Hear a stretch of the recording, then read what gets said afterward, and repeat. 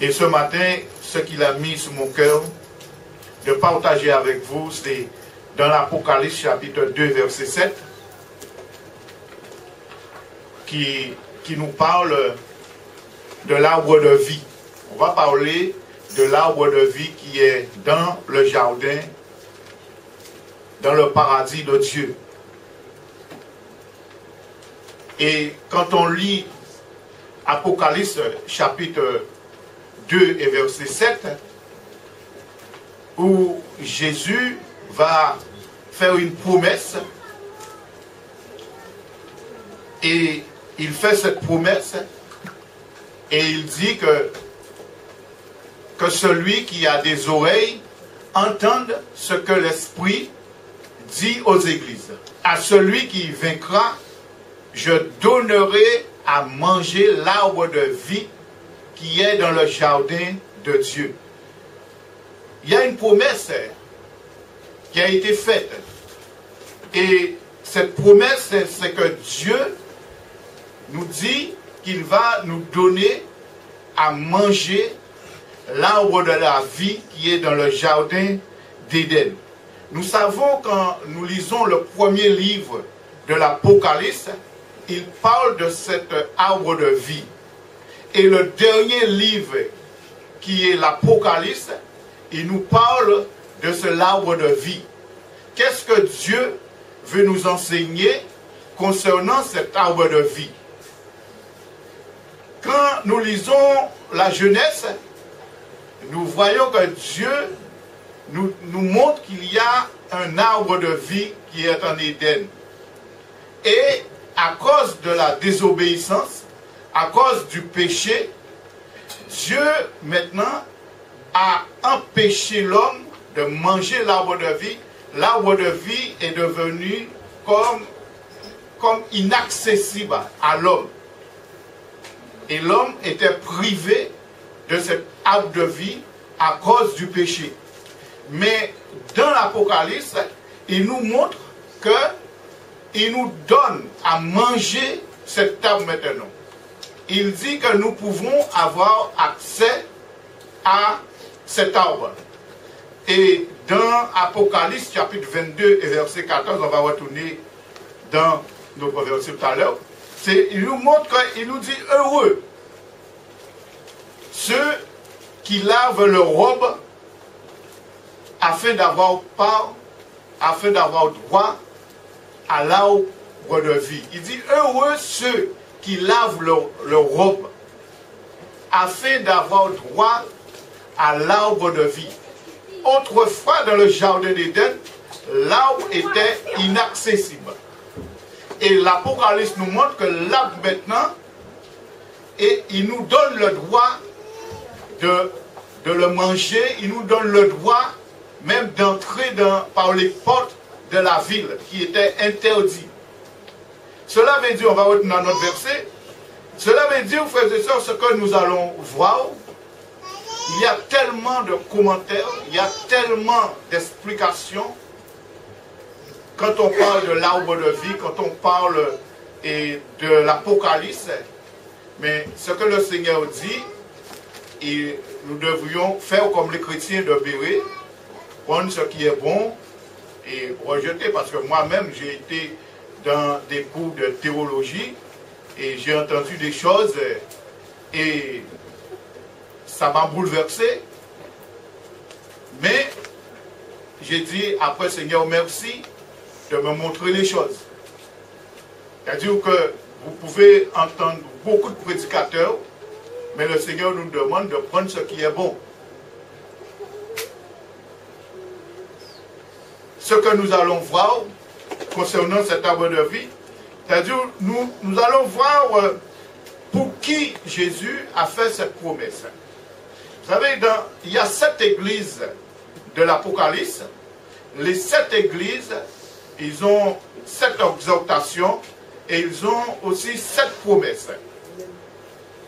Dieu les a fait 7 promesses. Et les promesses ne sont pas pareilles. Mais nous allons voir pour qui la promesse a été faite. Et comment je peux bénéficier ou comment je peux rentrer dans cette promesse. Comment cette promesse peut se réaliser dans ma vie. Parce que si Dieu a fait une promesse, frères et sœurs, Dieu n'est pas un homme pour mentir. Dieu a fait une promesse à Abraham, qu'il sera une grande nation. Mais Abraham a eu cette promesse. Mais cette promesse n'est pas venue tout de suite. Mais là, il nous dit qu'il va nous donner, celui qui vaincra, je donnerai à manger. Il a fait cette promesse pour nous. Et il dit que celui qui a des oreilles, il donne une exhortation là, que celui qui a des oreilles entende quoi? Vous qui êtes là, nous qui sommes tous là, nous avons des oreilles. Et aussi, si on a des oreilles, on entend. Il dit ce que l'Esprit dit aux églises. Regarde bien, il parle église au pluriel. C'est-à-dire que le Seigneur veut nous montrer qu'il parle de l'église locale. C'est-à-dire, là, il donne le message à Éphèse. Mais en même temps, ce message est pour aussi les 7 églises de l'Apocalypse. C'est-à-dire que ce message, je peux considérer comme aussi pour moi, pour l'église de la maison de la Nouvelle Alliance. Parce que si on dit que cette parole ne concerne pas l'église de la maison de la Nouvelle Alliance, ce n'est pas la peine que je venais là pour vous lire cette promesse. C'est que nous, cette promesse a été faite pour l'église d'Éphèse, mais cette promesse aussi est pour nous et pour toutes les églises locales en général dans le monde. Parce qu'il y a des églises locales, il y a des églises, il y a une seule église, c'est l'église universelle, que Dieu connaît, l'église invisible. Mais sur la terre, il y a plusieurs églises qui confessent le nom de Jésus-Christ. Et parmi toutes ces églises-là, l'Esprit parle, l'Esprit avertit, l'Esprit encourage, l'Esprit exhorte. Parce que c'est Dieu qui a institué des pasteurs, des théologiens, des docteurs, des évangélistes dans ces églises locales. L'église n'est pas conduite par un homme, l'église est conduite par le Saint-Esprit. C'est Jésus qui est le chef de l'église, qui est la tête de l'église. Et aujourd'hui, que Dieu parle pour son église. Il parle pour chaque église locale qui confesse le nom de Jésus-Christ. Et maintenant, vous et moi, nous faisons partie de cette église locale. Et Dieu nous parle chaque jour par son esprit à travers les serviteurs qu'il a choisis. Mais aujourd'hui, ce que je peux dire, est-ce que toutes les personnes, comprenez-moi bien, toutes les personnes qui font partie de l'église locale, toutes ces personnes-là, comme Éphèse, comme nous qui sommes là, est-ce que cette promesse est faite pour nous? C'est là la grande question. Comment je vois cette promesse? Est-ce que toutes les personnes qui sont là ce matin, cette promesse est faite pour eux? Et toutes les églises en général. C'est-à-dire que cette promesse, c'est de manger l'arbre de vie, qui est dans le paradis de Dieu. Mais la Bible dit quelque chose qui est extraordinaire. Ici, là, comme ça. Regardez, il dit que pour bénéficier de cette promesse, c'est-à-dire que vous qui êtes là, peut-être il y en a de ceux qui ne vont pas bénéficier de cette promesse. Je vais m'expliquer tout à l'heure. Et si on ne bénéficie pas de cette promesse, c'est que on n'est pas des vainqueurs. Regardez, il dit à celui. Regardez, il parle pour l'église au pluriel. Mais là, il va parler le singulier. Il dit à celui qui vaincra. Vous êtes dans cette église. Vous faites partie de l'église locale. Dieu vous aime, Dieu vous enseigne. Mais il dit c'est à celui qui vaincra.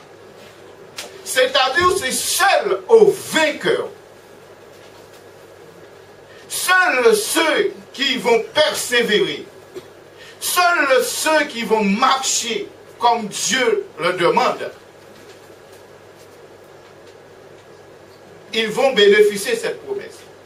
Peut-être je serai là ce matin. Je suis là ce matin. Peut-être il y a beaucoup d'églises en Guadeloupe. Mais il y en a beaucoup qui ne vont pas bénéficier de cette promesse.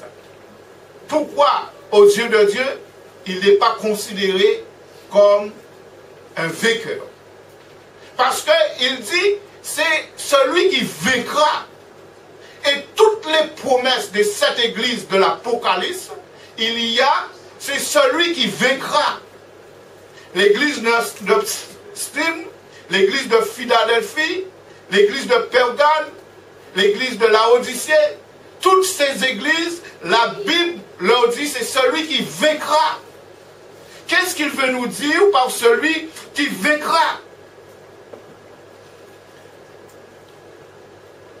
Alors, je veux manger l'arbre. Je veux entrer dans le paradis de Dieu. Mais est-ce que je suis ce vainqueur? Parce qu'il parle pour l'Église en général. Mais là, il donne un message individuel, personnel. Parce que le salut est personnel. Le salut est individuel. Je fais partie d'une église.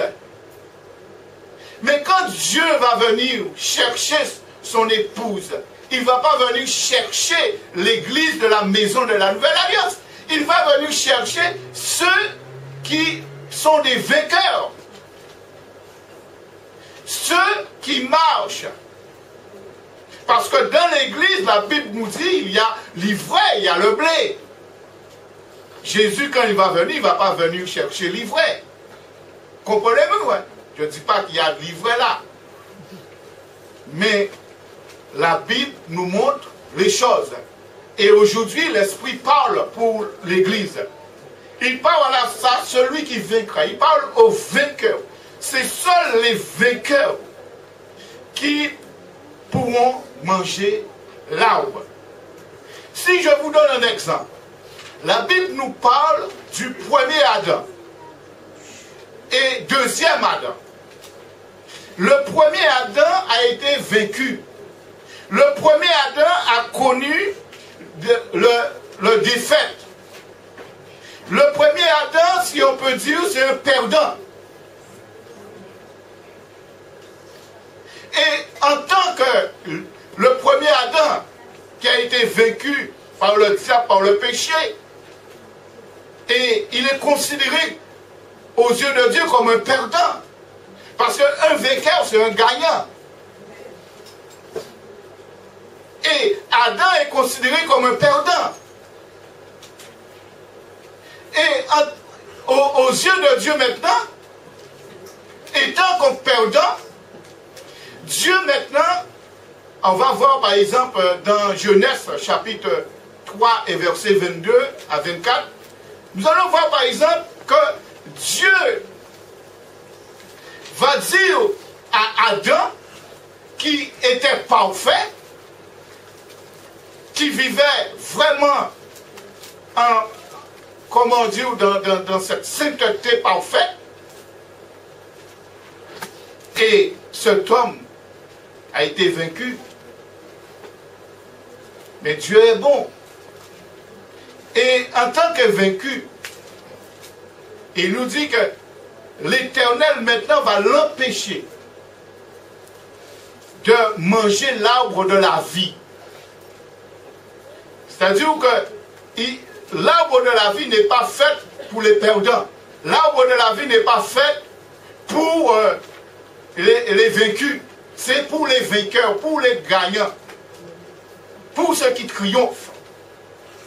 Et comme Adam est devenu un perdant, l'Éternel, Dieu dit, voici l'homme est devenu comme l'un de nous pour la connaissance du bien et du mal, empêchez-le maintenant d'avancer sa main et de prendre de l'arbre de vie et de manger et de vivre éternellement.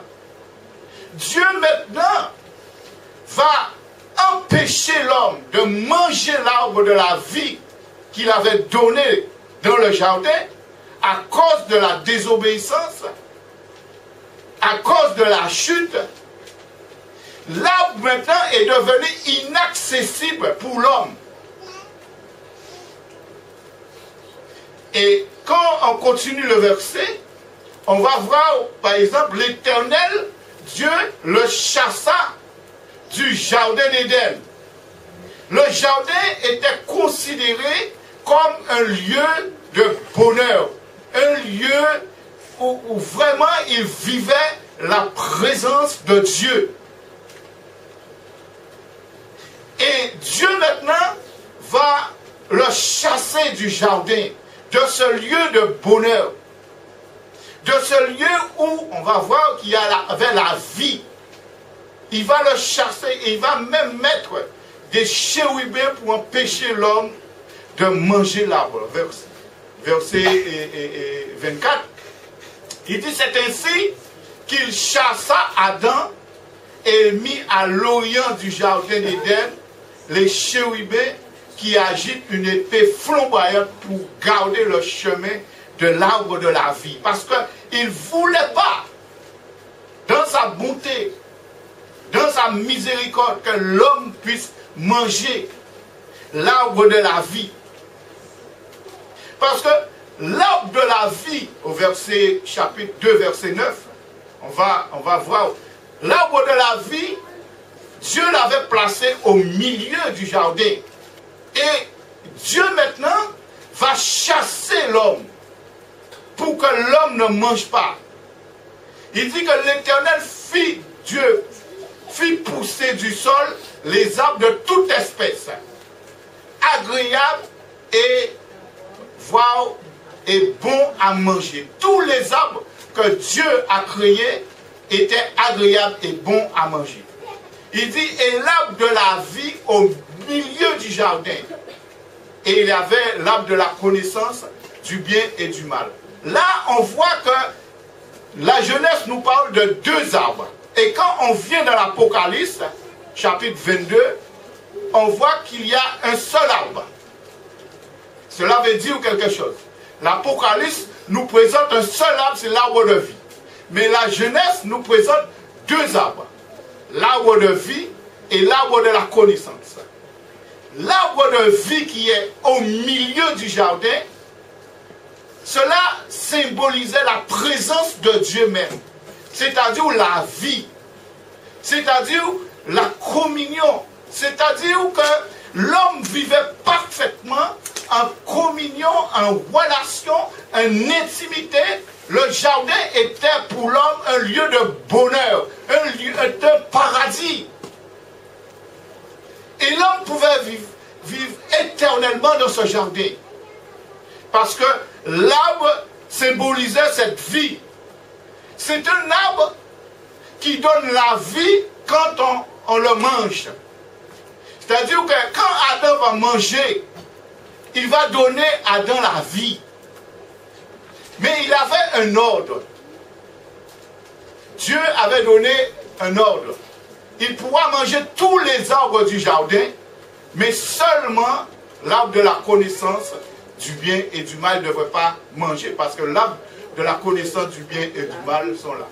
C'est encore un grand thème à débattre. Si le Seigneur me permettra, on verra. Mais on va parler plutôt de l'arbre de la vie.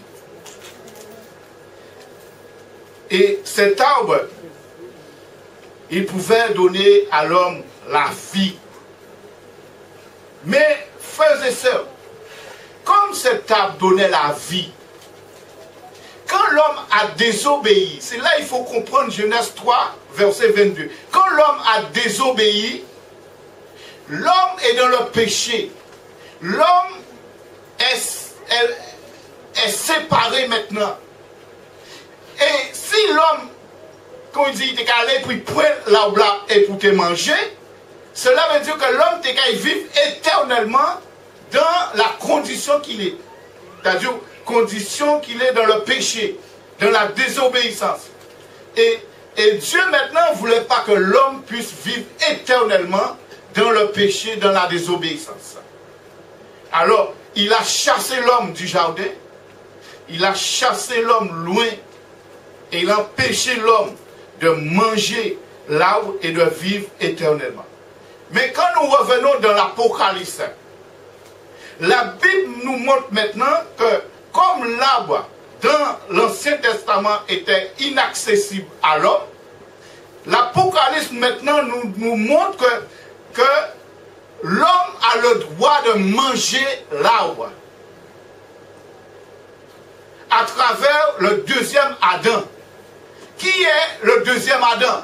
Le premier Adam est vécu. Le premier Adam est considéré comme un perdant. Il n'a pas le droit en tant que perdant de toucher l'arbre et de manger l'arbre. Mais la Bible nous présente maintenant, dans sa grâce, dans sa bonté, il nous présente un autre Adam. Ce Adam-là, c'est un Adam spirituel. Ce Adam-là, c'est le grand vainqueur. C'est le gagnant. C'est celui qui a triomphé. Alléluia. Amen. Ce Adam-là, c'est Jésus-Christ. Le Seigneur des Seigneurs, le Roi des Rois. La Bible nous dit qu'il est vainqueur. Et il ne peut jamais être vaincu, cet Adam-là. Parce que c'est Dieu même. Alléluia. Si on veut un vainqueur, eh bien c'est Jésus-Christ qui est le conquérant. Il est vainqueur pour l'éternité. Alléluia. Et il nous dit, il nous invite maintenant, ce vainqueur-là, il nous invite à partager sa victoire. Parce qu'il est le Dieu de victoire. Et s'il est le Dieu de victoire, maintenant, la Bible nous fait comprendre dans l'Apocalypse, seuls ceux qui ont la vie vont manger l'arbre. Dans la Genèse, l'arbre donnait la vie à celui qui la mange. Mais dans l'Apocalypse, c'est ceux qui ont la vie qui vont manger l'arbre. Et maintenant, tu fais partie de l'église. Mais est-ce que toi, tu as la vie de Christ en toi? Est-ce que tu as la vie en toi? Tu peux faire partie de l'église, mais tu n'as pas obligé d'être avec Christ, d'avoir Christ. Si tu as Christ en toi, la Bible déclare que tu es vainqueur. Ce n'est pas toi qui es vainqueur, mais c'est le Christ qui est en toi, c'est le conquérant qui est en toi. Et quand Satan te voit, il voit le conquérant, il voit le grand vainqueur, il voit le roi des rois. C'est pourquoi un enfant de Dieu doit être joyeux, doit être content. Ce n'est pas l'argent, ce n'est pas le travail, ce n'est pas les biens de ce monde. C'est ce qui est en toi. Parce que si tu as Jésus, tu as la vie en toi. Si tu as Jésus, tu es plus que vainqueur. Et il te fait la promesse, tu vas manger l'arbre. Alléluia. Tu vas manger l'arbre. Parce que le Nouveau Testament nous présente Jésus comme l'arbre de vie, l'arbre qui donne la vie. Jésus, c'est la vie. Jésus, c'est la vie en abondance. Celui qui a le Christ a la vie. C'est par Jésus-Christ seul que nous pouvons avoir accès à la vie éternelle et droit de manger l'arbre, d'entrer dans le paradis de Dieu. Il n'y a pas d'autre chemin. Le chemin, c'est Jésus-Christ. C'est Jésus-Christ qui est venu sous la croix. C'est Jésus-Christ qui a pris nos péchés. C'est Jésus-Christ qui est mort pour nous. C'est Jésus-Christ qui est venu nous libérer. L'arbre était inaccessible. Maintenant, l'arbre est, comme on dit, l'arbre est accessible. L'arbre, maintenant, je peux la manger. Mais seulement si toi, tu as la vie en toi. L'arbre donnait la vie dans l'Ancien Testament. Mais la vie maintenant te permet de manger l'arbre. Et quand on prend la Sainte Seine, cela veut dire qu'on a déjà la vie en nous. Le pain symbolise le corps de Jésus-Christ, une nourriture spirituelle. C'est-à-dire que si on prend la Sainte Seine, c'est parce que j'ai la vie de Dieu en moi. Je ne peux pas prendre la Sainte Seine si je n'ai pas la vie de Dieu en moi. Le sang de Jésus-Christ a déjà coulé. Alléluia.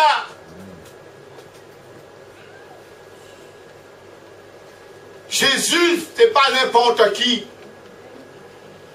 Jésus, c'est la vie, frères et sœurs. Jésus, c'est le grand vainqueur. En Jésus, il n'y a pas de perdant. Tu suis quelqu'un qui te donne accès au trône de Dieu. C'est Jésus. C'est pourquoi il a dit au vainqueur. L'arbre est dans l'Ancien Testament. Dans la Genèse, l'arbre était au milieu du jardin. Et l'arbre donnait la vie. Maintenant, l'arbre est où? Est-ce que l'arbre est au milieu maintenant? Dans ma vie. Parce que comme j'ai dit que Jésus c'est l'arbre de vie. Jésus c'est celui qui est venu nous donner la vie. La vie est où pour toi? La vie était dans le jardin, au milieu du jardin. Mais est-ce que j'ai la vie de Dieu en moi? Est-ce que Jésus-Christ est le centre de ma vie? Est-ce que Jésus-Christ est le centre, comme dit, de mes pensées, de mes choix? Où est Jésus-Christ? Mais, frères et sœurs, si Jésus-Christ est le centre de votre vie, arrière de moi, toute malédiction, arrière de moi, toute chose. Parce que Jésus est au centre de ma vie. Si Jésus est le centre de ma vie, je suis le grand vainqueur. Je ne suis pas n'importe qui. Alléluia. L'enfant de Dieu. L'enfant de Dieu. Ils doivent marcher en tant que vainqueurs. Ils doivent marcher par la foi, par la persévérance. Ils doivent marcher dans l'amour. Et toujours dans la présence de Jésus qui est dans sa vie. Toujours là, Jésus là. Jésus est le centre là. C'est-à-dire, je vis par lui. Et la Bible nous dit vraiment que, frères et sœurs, il faut que vous qui êtes là, vous soyez ce grand vainqueur, ce vainqueur. Parce que si tu n'es pas un vainqueur, c'est un gagnant. Un vainqueur, c'est celui qui persévère, qui gagne. On a précisé que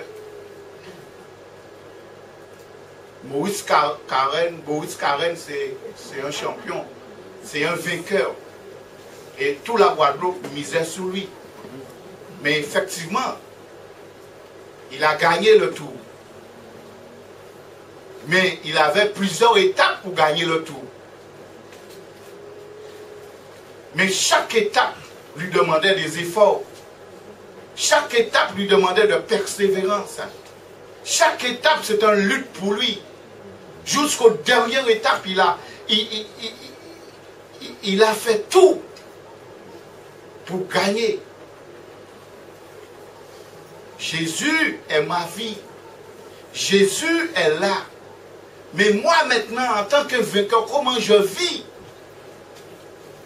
Comment je vis? Ce n'est pas pour dire que j'ai Christ dans ma vie. Et moi, j'ai vu, il n'y a pas de condition pour aller au ciel. Dans la loi, c'était une condition. L'arbre de la connaissance du mal était une condition. C'est-à-dire le choix de responsabilité de l'homme. Mais la seule condition pour aller au ciel, c'est d'avoir Jésus-Christ dans ta vie. Mais maintenant, si tu as Jésus-Christ, comment tu dois vivre Jésus-Christ qui est dans ta vie? C'est la grande question.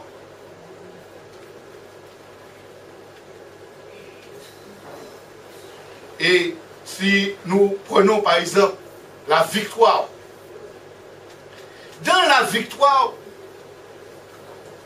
il y a trois phases, je peux dire, essentielles pour nous comprendre le sens de la victoire. C'est-à-dire que nous, parfois, chrétiens, même si je prêche, le pasteur prêche, vous allez dans une autre église, c'est un prédicateur, c'est quelqu'un que Dieu a choisi qui va prêcher. Mais on ne doit pas rester sur ce que vous entendez. Il faut aller plus loin. Il faut que chaque personne individuellement puisse aller plus loin. Ça, le Seigneur nous permet de parler pour vous. Il vous donne un avant-goût. Mais chacun doit vivre en tant que vainqueur. Quand je suis venu au Seigneur et j'entendais des messages, moi je rentrais chez moi et tout ce que le pasteur disait, je prenais ma Bible et je cherchais et je disais à ma femme, mais non, ça il n'est pas cohérent.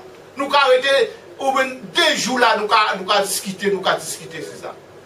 Lui a dit bleu, moi a dit rouge. Et moi j'avais rouge, j'avais bleu. Alors c'est une discussion sans fin. Alors à un moment donné, moi qui viens m'arrêter ça. Et on dit, bon Dieu, éclairez-moi. Mais on met la parole. Et en particulier, rester sur ça, et on attendre, on aller, on fouiller, on garder. Et c'est ça que bon Dieu a demandé chaque monde. Ce n'est pas là où tu as une parole, ou quand ils font montagne. Mais aller chercher et trouver ça qui est bon. Et en tant que vainqueur, il faut avoir une compréhension. C'est quoi la victoire? C'est quoi d'être vainqueur? Si on n'a pas cette compréhension, on est malheureux. On est malheureux. Et il faut aussi que quand on a cette compréhension, on doit confesser, déclarer les choses. Quand Jésus a été tenté, c'est une déclaration que le Christ fait. Il est écrit, il a parlé le Fils, il a proclamé qu'il est le conquérant, qu'il est le grand vainqueur. Si tu as fait le premier Adam tomber, mais ce n'est pas moi. Vous comprenez? Et maintenant, quand on a cette compréhension et on confesse ces choses, maintenant il faut prendre possession de ces choses. Comme Israël, Dieu a dit, voici le pays, je vous le donne. Prends-le. Mais ils n'ont pas saisi. Mais on vit notre vie. Mais il faut avoir cette compréhension de la victoire. C'est quoi la compréhension? C'est-à-dire il faut comprendre que la victoire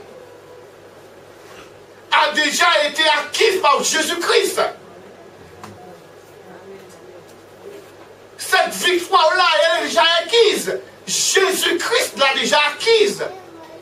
Jésus-Christ a déjà triomphé. Et nous devons simplement l'appliquer dans notre vie. C'est-à-dire que si je vis et je ne comprends pas cela, ma vie sera malheureuse. Ok, maintenant, vie timide. La victoire est déjà acquise, frères et sœurs, quand vous voulez plus. Hein? Amen. Jésus a remporté la victoire. Maintenant, il s'avère de saisir cette victoire. De marcher avec la victoire. De l'appliquer. On va par exemple lire un verset dans 2 Corinthiens, chapitre 2, verset 14. C'est-à-dire que quand la maladie vient, mais Jésus nous dit qu'il a accompli toutes choses à la croix. Et il a dit, il a pris sur lui toutes nos maladies. Maladie. Jésus l'a pris. Je déclare. J'ai la victoire sur la maladie. Alléluia. Alléluia. Mais comment j'ai cette compréhension?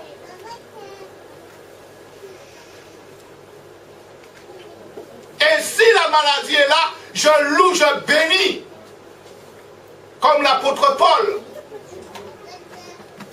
C'est-à-dire que la maladie ne doit pas m'empêcher d'entrer dans le royaume de Dieu. Parce que la maladie ne doit pas m'interdire de manger l'arbre. Parce que je suis un conquérant. Jésus-Christ a triomphé. Il dit, grâce soit rendue à Dieu qui nous fait toujours triompher en Christ. Jésus-Christ nous fait toujours triompher. Frères et sœurs, c'est le moment de se réveiller. C'est le moment, frères et sœurs, de comprendre que Jésus a déjà acquis la victoire. Et c'est pour cela il dit que c'est les vainqueurs qui mangeront l'arbre. Il dit qu'il répand par nous en tout lieu l'odeur de sa connaissance. Ce n'est pas un jour qu'il va te faire triompher, c'est tous les jours. Je crois que c'est 1 Corinthiens, chapitre 15, verset 57. Il faut saisir.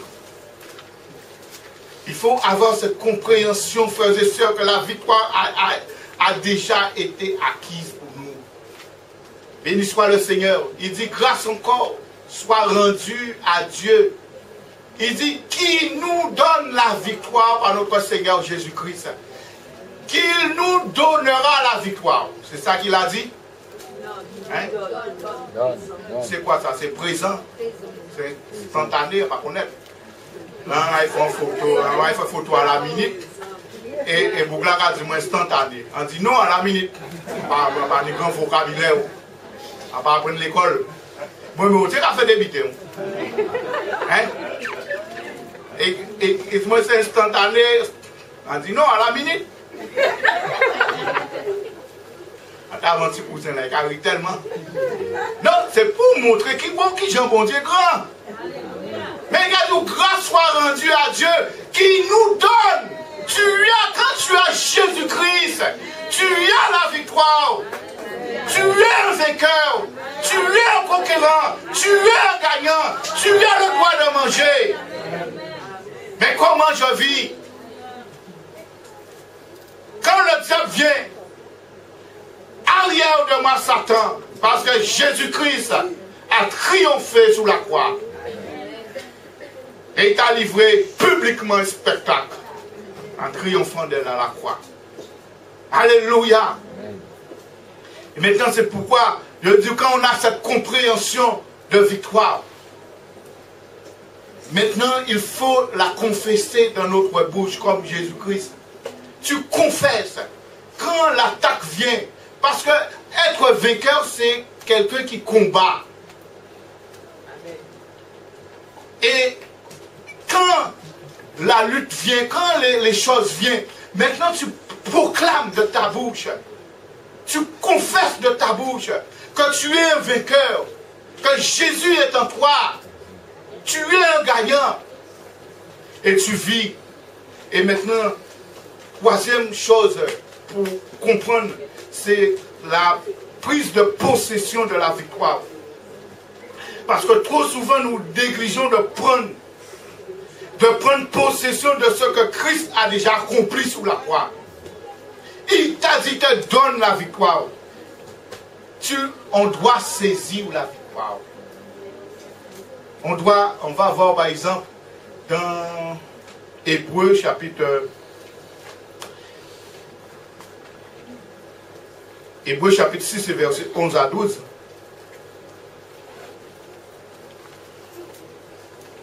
Parlons thème de prise de conscience, de possession.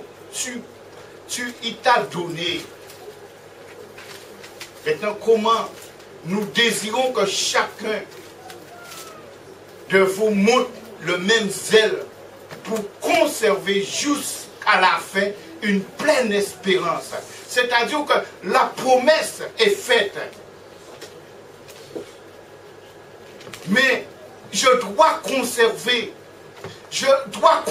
cette zèle. C'est quoi le zèle? Le zèle de la louange, le zèle dans l'étude, le zèle de la persévérance, le zèle pour aller jusqu'au bout. Je dois la conserver. Il dit que jusqu'à la fin, et on continue pour voir, il dit au verset 12, il dit en sorte que vous ne relâchiez prise. Parfois les choses vont venir. Mais un vainqueur, si on veut manger l'arbre de vie qui est dans le paradis de Dieu, c'est-à-dire tu as la vie en toi, mais il ne faut pas relâcher parce qu'on vit dans ce monde. Le diable rôde autour de nous. Il est comme un voleur. On doit persévérer. On doit savoir qu'on est un gagnant. On doit savoir qu'on est vainqueur. On doit savoir qu'on doit marcher dans une compréhension de la victoire. C'est-à-dire en sorte que vous ne relâchez plus. S'il parle de relâchement, cela veut dire qu'il y en a beaucoup qui vont se relâcher. Il dit, et que vous imitiez ceux qui par la foi et la persévérance héritent des promesses. Alléluia. La Bible nous montre des exemples, des personnes qui ont marché, des personnes qui avaient la foi. Et c'est ça que la Bible nous montre, frères et sœurs. Aujourd'hui, frères et sœurs, le Saint-Esprit parle pour son Église. Le Saint-Esprit parle pour chaque Église locale. Le Saint-Esprit avertit. Le Saint-Esprit encourage. Le Saint-Esprit exhorte. Mais le Saint-Esprit envoie aussi un message pour chacun individuellement, personnellement. Parce que moi qui fais partie de cette église locale, j'aimerais bien faire partie de l'église universelle. Dans l'église où Dieu va venir me chercher. Parce que Dieu peut venir là, mais je peux rester sous les bancs.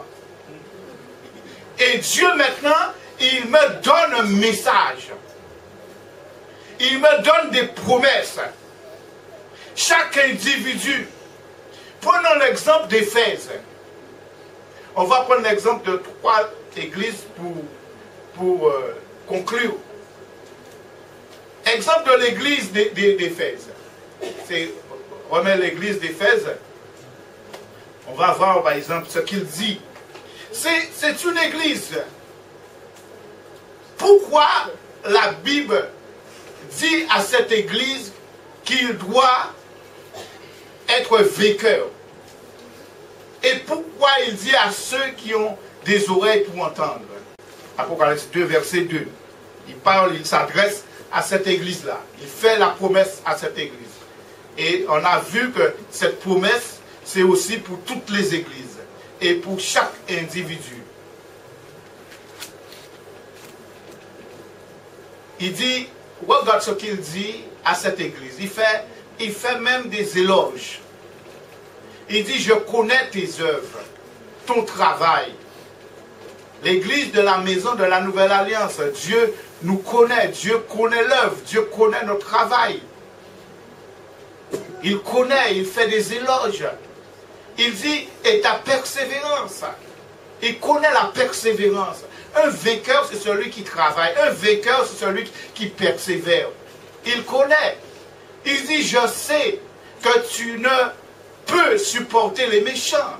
Une église, comme on peut dire, c'est une église qui est pure. C'est une église qui est vraiment, on peut dire, à la gloire de Dieu. Dieu même, Jésus-Christ même fait des éloges. Il dit que tu as éprouvé ceux qui se disent apôtres et qui ne le sont pas. C'est une église qui a de discernement. Et que tu les as trouvés menteurs. Comprenez-vous, hein, frères et sœurs? C'est Jésus-Christ qui donne ses éloges. Mais quand il donne ses éloges, mais l'église avait aussi un petit problème. Et le problème, c'est le verset 4.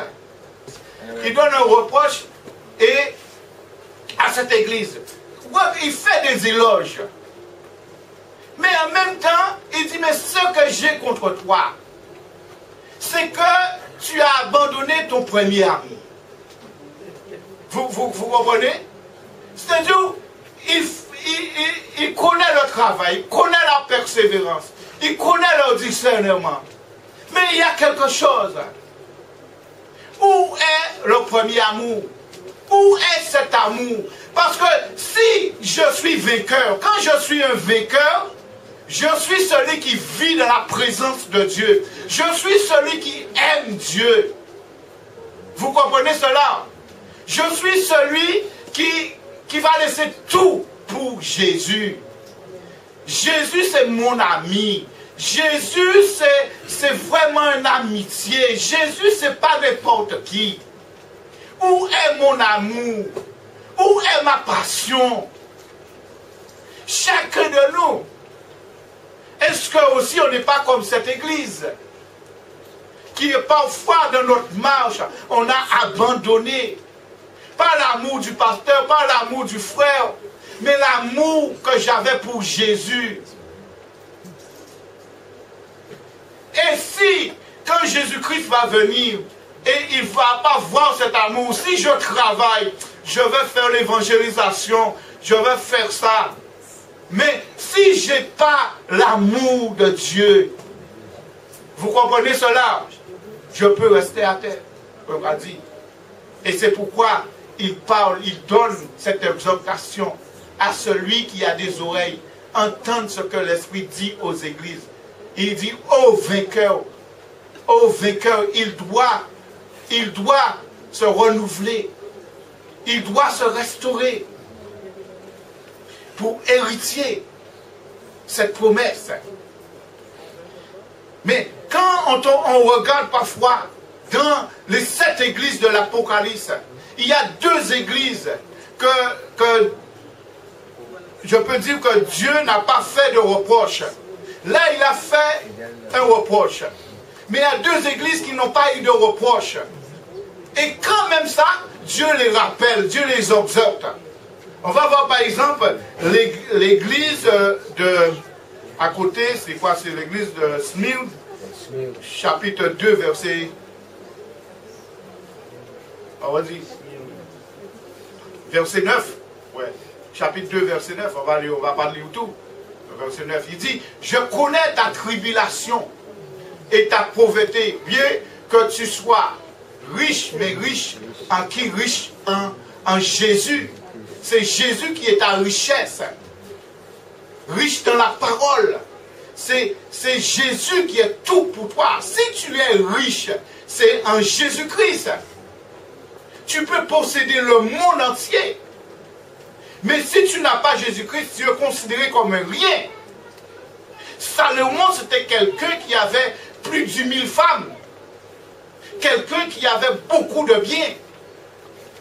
Mais il a écrit en Ecclésiaste, je crois, il a dit, mais tout ce qui se fait sous le soleil est vanité. Comment un homme peut avoir tant de femmes, tant de biens? Il dit, tout ce qui fait sous le soleil est vanité. Parce que la richesse, le bonheur ne trouve pas là. Il trouve en Jésus-Christ, ça se trouve en Jésus-Christ. Et cette église-là était riche parce que c'est Jésus-Christ qui était leur richesse. Et il dit les calomnies de la part de ceux qui disent juifs et ne le sont pas, mais qui sont une synagogue de Satan. Même il y avait des calomnies. Mais dans cette église-là, que Jésus n'a pas fait de reproche. En aucun cas, il n'y a pas de reproche. Mais, dans le verset 10, et quoi le verset 11, Jésus va leur dire quelque chose, il va les exhorter. Verset 10, il va les exhorter. Il dit, ne crains pas ce que tu vas souffrir. Vous voyez, vous êtes vainqueurs. Vous êtes des fidèles. Mais il dit, voici le diable jetera quelques-uns de vous en prison. Ah bon? Une église qui n'a pas de reproche. Et voilà, Jésus va dire que le diable va venir, il va jeter. Afin que vous soyez éprouvés et que vous aurez une tribulation de 10 jours. Mais qu'est-ce qu'il dit? Sois fidèle jusqu'à la mort. Sois fidèle. Un vainqueur, c'est celui qui persévère, qui est fidèle jusqu'à la mort. Est-ce qu'on veut être fidèle jusqu'à la mort?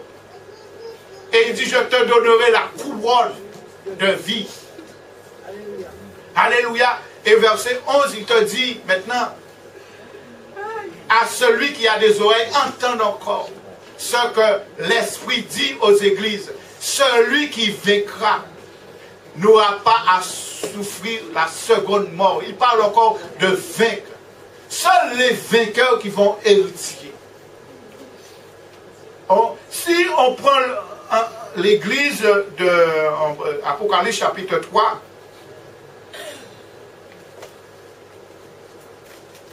encore verset 11, où cette église de Philadelphie, où il n'y a pas encore que Dieu fait des éloges encore à cette église. Et Dieu maintenant, Jésus-Christ, il n'a pas fait de reproche à cette église. C'est une église qui était vraiment fidèle. Une église que vraiment qui avait beaucoup d'amour.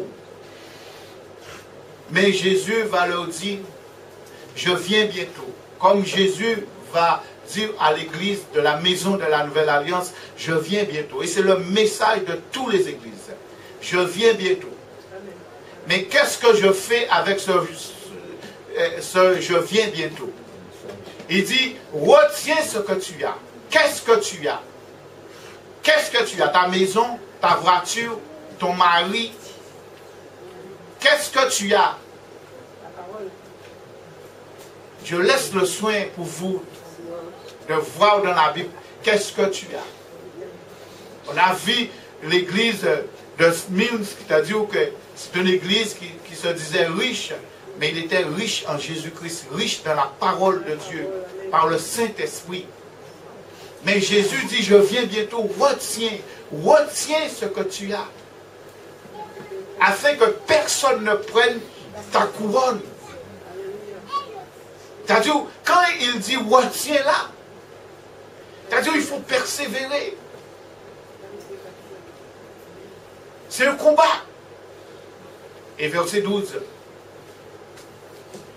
il va dire, à celui encore qui vaincra, je ferai de lui une colonne dans le temple de mon Dieu.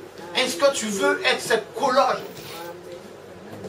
Et il dit, il en sortira plus, j'écrirai sur lui le nom de mon Dieu et le nom de la ville de mon Dieu, de la nouvelle Jérusalem qui descend du ciel d'auprès de mon Dieu et mon nom nouveau. Alléluia.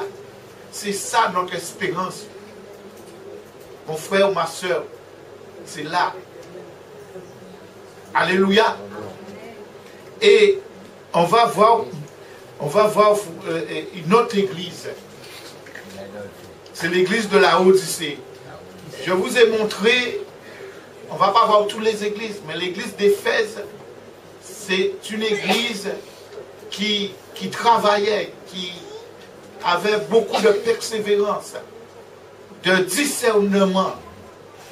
Mais il manquait quelque chose. C'est qu'ils avaient abandonné leur amour. Et Dieu maintenant va leur dire de repentir. Les églises qu'on a vues, Philadelphie, Smyrne, c'est des églises qui n'ont pas de reproche. Mais Dieu leur dit, il faut retenir, il faut persévérer. Mais là, l'église de la Odyssée, c'est une église qui n'a pas d'éloge. Dieu n'a pas fait cette église d'éloge.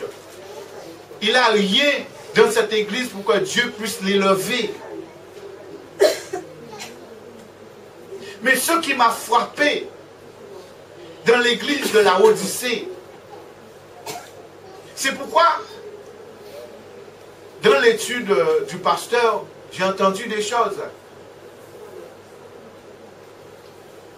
Comme c'est un pasteur dans l'adultère et on ne veut pas le voir. Ça, c'est l'affaire de Dieu. Ça, ce n'est pas votre affaire. Ce que Dieu te demande, c'est de prier pour lui. Parce que Dieu aime tous ses enfants. Quand l'homme a péché, il a chassé l'homme du jardin.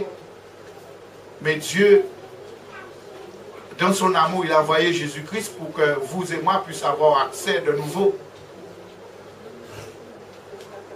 Il aurait pu rester. Dieu est Dieu. Et quand on regarde cette église, on dit que cette église, il n'a pas d'éloge. Il n'y a rien pour faire d'éloge. C'est une église qui vivait de lui-même. Il disait, je suis riche, je n'ai pas besoin de Dieu. Dieu fait la promesse à cette église. Il dit, voici, je me tiens à la porte et je frappe. Il dit, si quelqu'un entend ma voix et ouvre la porte, regardez, regarde comment Dieu va se présenter, comment Jésus va se présenter. Toi qui es là dans l'église, peut-être tu as abandonné, mais sache que Dieu t'aime. Et sache que Dieu est là et Dieu est en train de frapper dans la porte de ton cœur. Dieu veut que tu retournes. Mais s'il veut que tu retournes, c'est pour quelque chose. Parce qu'il dit que si quelqu'un entend ma voix et ouvre la porte, j'entrerai chez lui et je souperai avec lui et lui avec moi. Ce que Dieu veut, c'est de rétablir la communion. C'est-à-dire, Dieu fait une promesse là, qu'il va rentrer, qu'il va manger avec cette église. Alléluia. Ça c'est Dieu. Et au verset 21, il dit, celui qui vaincra, je le ferai asseoir avec moi sous mon trône. Il n'y a pas d'éloge. Mais Dieu est là, il est en train de frapper. Dieu aime son église. Et Dieu aime chacun qui est là. Dieu aime chaque personne qui font partie de son église. Dieu vous aime tellement. L'amour de Dieu l'amour de Dieu n'a pas de limite pour vous. Même si on a abandonné, même si on a pris en retrait, Dieu est là et Dieu veut que vous retourniez. Et il dit que si maintenant tu as pris conscience, il dit, je le ferai asseoir avec moi sous mon trône. Comme moi j'ai vécu et je me suis assis avec mon Père sur mon trône. C'est lui le grand vainqueur. Il a déjà vécu toutes choses. Il a déjà triomphé. Alléluia. Qu'est-ce que tu fais dehors? Qu'est-ce que tu fais là? C'est pas ta place. Ta place, c'est pas dans l'église, mais ta place, c'est auprès du Seigneur. Ta place, c'est là, c'est dans la présence de Dieu. Alléluia. Dieu t'aime. Peut-être le diable te tient captif, mais maintenant tu dois dire, non, Jésus a déjà gagné. Et Jésus est là, Jésus frappe. Jésus t'aime ma fille, Jésus t'aime mon frère. Et ta place est auprès du Seigneur. Il te donne le droit de manger avec lui de nouveau. C'est merveilleux. Alléluia. Gloire à notre Dieu. Frères et sœurs, comme je vais conclure, la Bible nous dit dans l'Apocalypse, chapitre 22, si tu es avec Jésus-Christ, si tu as Jésus-Christ dans ta vie, sachez que si tu as la vie, tu as droit de l'arbre de la vie, de manger. Et c'est l'espérance de tout chacun. L'arbre, le jardin qui a été perdu, que l'homme, Dieu a chassé, Adam, premier Adam. Maintenant, tu peux retrouver ce paradis en Jésus-Christ. De nouveau. Et il te dit que, chapitre 22, verset 1, dans sa vision, Jean dit, il me montra un fleuve d'eau de la vie limpide, coule du cristal qui sortait du trône de Dieu et de l'agneau. La vie, le Saint-Esprit coule. C'est Alléluia. Quand tu as la vie de Dieu en toi, tu as une source d'eau vive en toi. Tu as le Saint-Esprit en toi. Et il te dit, au milieu de la place de la ville et sur les deux bords du fleuve, il y avait un arbre de vie. L'arbre de vie qui était dans l'Ancien Testament, on le trouve maintenant dans le dernier livre de la Bible pour nous montrer dans le paradis que Dieu a préparé pour nous. Il va avoir cet arbre de vie. Et il dit que il y a cet arbre de vie qui produit 12 fois des fruits et rendant son fruit chaque mois et dont les feuilles servaient la guérison des nations. Il dit, mais ce qui nous intéresse, il n'y aura plus d'anathème dans ce paradis. C'est-à-dire, pour le moment, tu as Jésus-Christ dans ta vie, tu as la vie dans ta vie, et tu as la vie en Christ, mais tu vis sur cette terre. Il y a des pleurs, il y a des graissements des dents, il y a tout. Mais là où Dieu a préparé pour toi, il a dit, il n'y aura plus d'anathème. Le trône de Dieu et de l'agneau sera dans la ville. Ses serviteurs serviront et verront sa face. Et son nom sera sur le fond. Il n'y aura plus de nuit. Il n'y aura besoin ni de lampe, ni de lumière, parce que le Seigneur Dieu les éclairera et ils régneront au siècle des siècles. Amen. Alléluia. Voilà, frères et sœurs, ce qui nous attend. Est-ce qu'on veut rentrer dans ce paradis de Dieu? Et maintenant, dans ce monde, il y a la lumière. Mais quand nous serons en haut, c'est le Seigneur même qui sera notre lumière. Alléluia. C'est lui qui va nous éclairer. Et nous serons semblables à lui. Béni soit le Seigneur. Que Dieu vraiment vous bénisse, frères et sœurs. La parole de Dieu est prêchée pour l'église d'Éphèse. Mais cette parole aussi, c'est pour nous aujourd'hui. Et le Saint-Esprit enseigne son Église. Et Dieu veut que tout chacun qui est ici, qui puisse bénéficier cet arbre de la vie qui va manger. Alors ne passez pas à côté. Ne passez pas à côté, ne laisse pas les inquiétudes, ne laisse pas les découragements, ne laisse rien dans la vie vous perturber. Vivez comme des vainqueurs. Vivez comme des gagnants. Et Dieu, chaque jour, il sera avec vous. Alléluia.